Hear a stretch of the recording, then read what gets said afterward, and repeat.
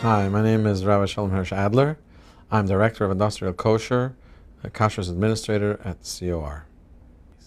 My major job responsibilities are that I am responsible for all the manufacturing facilities across Canada. We have about 700 facilities across Canada, and that we certify as kosher. And it is my responsibility to make sure that that they are adhering to kosher standards and it's being inspected as they are supposed to be inspected with their rabbinic inspectors. I also have responsibility of the Shechita department of COR, which is currently being managed by Rabbi Spanner, but he reports to me and we work together in that area. Kosher inspection needs expertise. I break it down, and I've always said this for the longest time. I break it down to three areas, and then one plus one. Three areas would be ingredients, process, communication. And what I mean is like this. Ingredients, one has to be an expert in knowing the makeup of ingredients, the chemical makeup, and how it's made, what it's made of, and that helps with kashrus because you know when you come across an ingredient, you know what can be in there or how it was processed, where it was processed. That also poses a kashrus concern. The next area of expertise is process.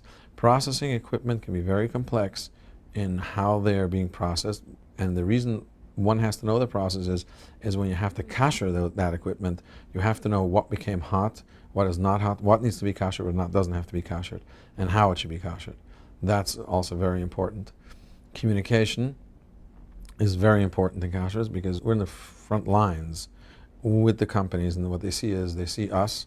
We have to be able to communicate properly with them and to convey to them what kashrus means, what we need from them, and we need their cooperation. So good communication is very important. So I believe those are the three expertise areas that one needs in kashrus. You have to be curious, and you have to poke around, you have to be nosy, you have to always look around. That's the other aspect a good mashgiach, a good expert in kashrus will do. For example, juice companies. The juice industry works on just in time, on demand in a sense. That means what happens is the salespeople out there selling the product and pushing the product of the juice.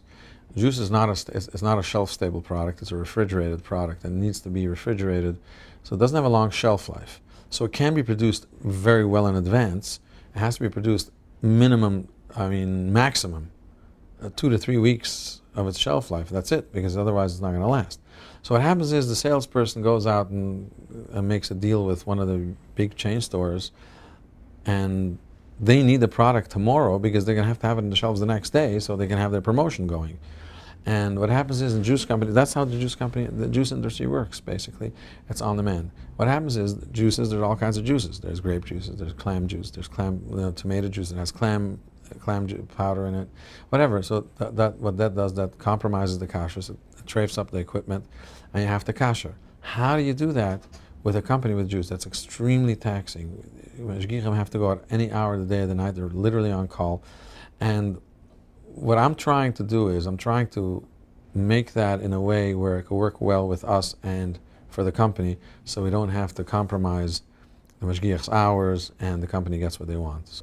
I think we're the 5th largest in North America, so we're large enough, yet we're small enough to be able to give attention to detail and to focus on what's needed for kashrus, and we're not sort of bogged down by so many other things that needs to be taken care of.